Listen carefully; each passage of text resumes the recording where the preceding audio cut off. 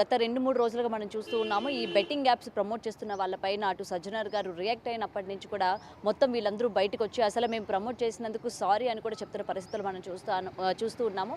And నిన్నటి నుంచి కూడా పోలీసులు ఎవరైతే 11 మంది పైన కేసు అయితే నమోదైందో వాళ్ళకి నోటీసులు కూడా జారీ చేయడం కూడా జరిగింది. అయితే వాళ్ళు 3 రోజులు గడువు కూడా అడిగినట్టు కూడా ఇప్పటికీ తెలుస్తుంది. అయితే ఈ 11 మంది పైన కేసు ఎవరు పెట్టారు, ఎందుకు పెట్టారు, కేవలం ఈ 11 మందినే చూస్ చేసుకోవడానికి గల రీజన్స్ ఏంటి అనే క్వశ్చన్స్ కూడా ఇవాళ చాలా వరకు రైజ్ అవుతూ ఉన్నాయి.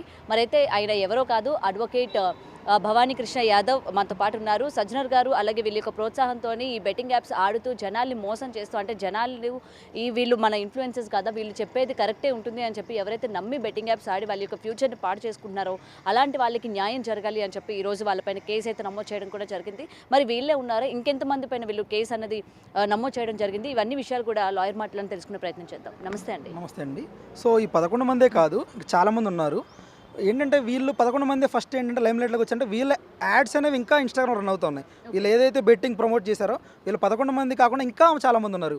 పెద్ద పెద్ద బిగ్ బాస్ ఫేమ్స్ ఉన్నారు, టాలీవుడ్ యాక్టర్స్ ఉన్నారు, బాలీవుడ్ యాక్టర్స్ ఉన్నారు. వీళ్ళందరి మీద కూడా త్వరలో కేసులు పెట్టే అవకాశాలు ఉన్నాయి. నిన్న పంచగుట్ట పిఎస్లో మనకి వీళ్ళ మీద కంప్లైంట్ ఇచ్చారు. మన ఒక ప్రైవేట్ కంప్లైంట్ ఇచ్చడం జరిగింది. సాఫ్ట్వేర్ ఎంప్లాయీ, సోషల్ యాక్టివిటీస్ట్ ఆయన ఇచ్చాడు. మేమందరం వీళ్ళ వీడియోస్ అనేవి మన సజ్జనర్ సార్ షేర్ చేయడం జరిగింది. చాలామంది యూత్ ఎవరైతే ఈ ప్రమోట్ చేస్తున్నారో వీళ్ళందరి వీడియోస్ అనేవి ప్రతి ఒక్కరు షేర్ చేస్తున్నారు. అందరికి, సార్కి, మాకు ప్రతి ఒక్కరు షేర్ చేసి న్యూస్ TV9 వాళ్ళకి, మీకు, బిగ్ టీవీ వాళ్ళకి, ప్రతి NTV వాళ్ళకి అందరికీ షేర్ చేస్తున్నారు. షేర్ చేసి ఏంటంటే వీళ్ళ మీద కఠినమైన పనిష్మెంట్ చేయాలి, శిక్షలు పడాలి, వీళ్ళకి ఇలాంటి వారి వల్ల చాలామంది చనిపోతున్నారని చెప్పి వీళ్ళ వీడియోస్ సొంతంగా ఎవరికైనా ఇనిషియేటివ్ తీసుకొని వీడియోస్ పోస్ట్ చేయడం జరుగుతుంది. సో వీటి మీద స్ట్రిక్ట్ యాక్షన్ జరగబోతుంది. చాలా మంది మీద కేసులు పడే అవకాశాలు ఉండొచ్చు. ఓకే, కానీ సార్ ఇప్పటికీ ఈ 11 మందికి అయితే నోటీసులు ఇచ్చినప్పటికీ వీళ్ళు మళ్ళీ 3 రోజులు మాకు గడువు కావాలి, మేము ఎటువంటి యాప్స్ అంటే అది లీగల్ అని తెలిసిన తర్వాత మేము ప్రమోట్ చేస్తాం తప్ప ఇల్లీగల్ అయితే మేము చెయ్యం కదా అనే క్వశ్చన్స్ వాళ్ళ వైపు నుంచి వాళ్ళు మాట్లాడుతున్న పరిస్థితి ఉంది. ఏం చెప్తారు సార్ మరి? అసలు ఇండియాలో లీగల్ అనేది బెట్టింగ్ అనేది లేదండి. ఎవ్రీథింగ్ ఈజ్ ఇల్లీగల్ ఎక్సెప్ట్ అనేది స్కిల్ బేస్డ్ గేమ్, Dream11, ఈ మై ఫ్యాన్సీ 11 ఇవి మాత్రమే లీగల్ అండి. మిగతా ఇప్పుడు వీళ్ళు ప్రమోట్ చేసే బెట్టింగ్ యాప్స్, గ్యాంబ్లింగ్ యాప్స్ ఇవన్నీ illegal in India. And especially Telangana gaming act ప్రకారం తెలంగాణ ఇవన్నీ స్ట్రిక్ట్లీ ప్రొహిబిటెడ్ అండి. సో వీళ్ళందరికీ టైం ఎందుకు అడిగారంటే సో వీళ్ళు ఆన్సర్ చేయవచ్చు, చెప్పాలని టైం తీసుకోవచ్చు ఎవరైనా. సో కేసు పెట్టిన తర్వాత మనకి 1 వీక్లో మనం ఎక్స్ప్లెనేషన్ ఇవ్వచ్చు. సో దీని ద్వారా వీళ్ళు పర్మిషన్ తీసుకోవడం జరిగింది అంతే. ఓకే, సో ఇప్పుడు మీరు అన్నారు కదా సినీ సెలబ్రిటీలు కూడా ఉన్నారు, అటు టాలీవుడ్, బాలీవుడ్ వీళ్ళందరూ ఉన్నారు కదా, మరి కేవలం ఇటు టీవీ ఇండస్ట్రీకి సంబంధించిన వాళ్ళపైన నిఘా పెట్టారు, వాళ్ళకి మాత్రమే నోటీసులు పంపించారు. దీని ప్రకారం చూసుకుంటే ఇండస్ట్రీ వాళ్ళకి అంటే వాళ్ళు పెద్ద వ్యక్తులు కదా, అందుకని వాళ్ళ పేర్లు ఏమైనా చేర్చలేదా ఇందులోకి అన్నది కూడా ఇవాళ అడుగుతూ ఉంటారు. అలాంటివి ఏమి ఉండవు. ఇప్పుడు ప్రెసెంట్ అయితే వాళ్ళ దగ్గర ఉన్న ఇన్ఫర్మేషన్ ప్రకారం ఏవైతే జెన్యూన్గా ఉన్నాయో, ఏ వీడియోస్ అయితే పర్ఫెక్ట్గా ఉన్నాయో వాళ్ళ మీద కేసులు నమోదు చేయడం జరిగింది. త్వరలో మిగతా వారి అందరి మీద కూడా కంప్లైంట్ తీసుకుంటారు. కంప్లైంట్లు ఎక్కడెక్కడ ఏ స్టేషన్లో తెలంగాణ అండ్ ఆంధ్ర 2 స్టేట్స్లో ఎక్కడెక్కడ కంప్లైంట్స్ పడ్డాయో తీసుకొని వాళ్ళ మీద క్రిమినల్ కేసులు నమోదు చేయడం జరుగుతుంది. ఎవరిని వదిలిపెట్టరండి. సజ్జనర్ సార్ దీని మీద స్ట్రిక్ట్గా ఉన్నారు. ప్రతి పోలీస్ ఇన్స్పెక్టర్ ఈ కేసులు తీసుకుంటున్నారండి. మీరు కూడా ఎవరైనా మీకు తెలిసిన వాళ్ళు ఉంటే వాళ్ళ మీద మీరు కంప్లైంట్ చేయొచ్చు. వీళ్ళందరి మీద కేసులు జరుగుతాయి. ఓకే, అండ్ సార్ నిన్న ఏదైతే శేఖర్ భాష అక్కడికి PS దగ్గర కూడా రావడం జరిగింది. అయితే ఆయన చెప్తుంది ఆయన ఎందుకు సపోర్ట్ చేయాలనుకుంటున్నారు వీళ్ళిద్దరికి అని అంటే, సజ్జనర్ సార్ దగ్గర నుంచి మీరు ఏవైతే యాప్స్ మీరు ప్రమోట్ చేస్తూ ఉన్నారో వెంటనే మీరు దానికి సారీ చెప్తున్నట్టు, ఇక్కడి నుంచి నేను ప్రమోట్ చేయనని మీరు మెసేజ్లు పంపించండి, అంటే వీడియోలు క్రియేట్ చేసి పంపండి అని ఆయన దగ్గర నుంచి ఒక మెసేజ్ వచ్చినట్టు. అయితే అది నిజంగా ఆయన దగ్గర నుంచే వచ్చిందా లేకపోతే లేదా అని చెక్ చేస్తే ఆయన అకౌంట్ని వేరే వాళ్ళు ఎవరో యూజ్ చేసి పెట్టారు అన్నది ఈయన అక్కడ క్లియర్గా చెప్పడం జరుగుతుంది. సో దీని గురించి ఏమైనా ఇన్ఫర్మేషన్ ఉందా మీ దగ్గర? ప్రజెంట్ అయితే ఇన్ఫ్లుయెన్సర్లు అందరూ ఏం చేద్దాం అనుకున్నారంటే వీళ్ళు ఆల్రెడీ బెట్టింగ్ సైట్స్లో వీడియోలు చేస్తున్నారు. సో దీన్ని రెక్టిఫై చేసుకునేందుకు ఎందుకంటే వీళ్ళే ఉన్నారంటే 4 years బ్యాక్ చేసిన వీడియోస్, 2 years బ్యాక్ చేసిన వీడియోస్ అంటున్నారు. కానీ ఇవన్నీ వీళ్ళు రీసెంట్గా చేసిన వీడియోసే. కానీ వీళ్ళు రెక్టిఫై చేసుకునేందుకు మేము ప్రజెంట్ ఈ వీడియోస్ ఏమీ చేయలేదు, పాత వీడియోస్నే వీళ్ళు మళ్ళీ పబ్లిష్ చేస్తున్నారన్నారు. సో దానికి వీళ్ళు ఏం చేస్తారంటే ఇంకా వీళ్ళే చెప్పారు కదా బెట్టింగ్ చేయమని. సో వీళ్ళ నుండే చేయొద్దని వీళ్ళు చెప్తే కొంచెం పనిష్మెంట్ తగ్గిద్దని అవకాశంతో వీళ్ళు రెక్టిఫై అయ్యి వీళ్ళు చెప్పుకుంటున్నారు అంతే ఇన్ఫ్లుయెన్సర్లు. ఓకే, అంటే సార్ దగ్గర నుంచి ఎటువంటి మెసేజ్ కూడా వెళ్ళలేదా వీళ్ళకి? మెసేజ్ వెళ్ళంటే వీళ్ళు చేయొద్దని మెసేజ్ వెళ్తుంది, కానీ ఇలాంటి వీడియో చేయమని ఇలాగే చేయమని ఎవరో చెప్పరండి. ఓకే ఓకే, వీళ్ళు రెక్టిఫై చేసుకోవడానికి కోసం మీరే ఆడమన్నారు. సో మేమే ఆడొద్దు అంటున్నాము, మాకు తప్పైపోయింది, తెలిసి చేసాం, సో ఇక నుంచి ఆడొద్దని వీళ్ళు మెసేజ్ ఇస్తున్నారు అంతే. వీళ్ళు ఒక మెసేజ్ ఇస్తున్నారు, సోషల్ మెసేజ్. అంతకుమించి దీంట్లో ఎవరో ఒక రూల్ పెట్టరు. వీళ్ళు పనిష్మెంట్ చేస్తారు. సో వీళ్ళకి ఖచ్చితంగా శిక్ష పడుతుంది అంతే. ఓకే. అండ్ ఇప్పటికే కొంతమంది పరారీలో ఉన్నట్టు కూడా తెలుస్తుంది. వాళ్ళ ఫోన్లు స్విచ్ ఆఫ్ రావడం కానీ, అటు హర్ష సాయి, ఇమ్రాన్ ఖాన్ అండ్ మరి కొంతమంది పరారీలో ఉన్నట్టు తెలుస్తుంది. మరి వీళ్ళపైన ఎటువంటి చర్యలు తీసుకోబోతున్నారు సార్ అటు లీగల్గా? లీగల్గా వీళ్ళందరికీ సర్టన్ టైం లిమిటేషన్ ఇస్తారండి. ఈ టైంలో రాకపోతే వీళ్ళందరి మీద నాన్ బెయిలబుల్ అరెస్ట్ అవుతుంది. వీళ్ళందరినీ రిమాండ్ చేస్తారండి. ఖచ్చితంగా వీళ్ళు ఎక్కడున్నా ఇండియాలో ఏ మూలన ఉన్నా కానీ పట్టుకొని తీసుకొస్తారు. సో వాళ్ళందరికీ వాళ్ళు వస్తే పనిష్మెంట్ తగ్గే అవకాశం ఉంటుంది. లేకపోతే మాత్రం ఇంకా కేసులు పడే అవకాశాలు ఉంటాయి. ఓకే.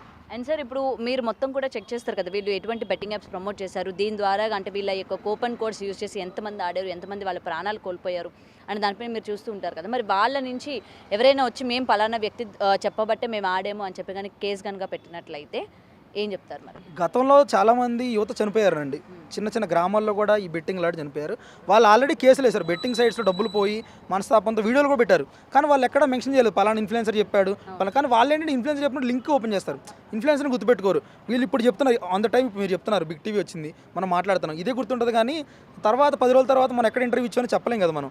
సో ఆ లింక్ ఓపెన్ చేసినప్పుడు వాళ్ళు ఆడి నష్టపోతారు. అంటే ఒక రోజు నష్టపోరు, 1-2 months తర్వాత నష్టపోతారు, చనిపోతారు. చనిపోయినప్పుడు వీళ్ళు కేసు రిజిస్టర్ చేస్తారు. దాని మీద చాలామంది చనిపోయి ఉండే తెలంగాణ, ఆంధ్రప్రదేశ్లో మనం ఆర్టీఐ ఫైల్ చేస్తే మనకి ప్రతి డేటా వస్తుంది. ఎంతమంది చనిపోయారు, ఎంతమంది సూసైడ్ చేసుకున్నారు, సూసైడ్ వీడియోస్ కూడా ఉన్నాయండి ప్రస్తుతం మార్కెట్లో. ఓకే.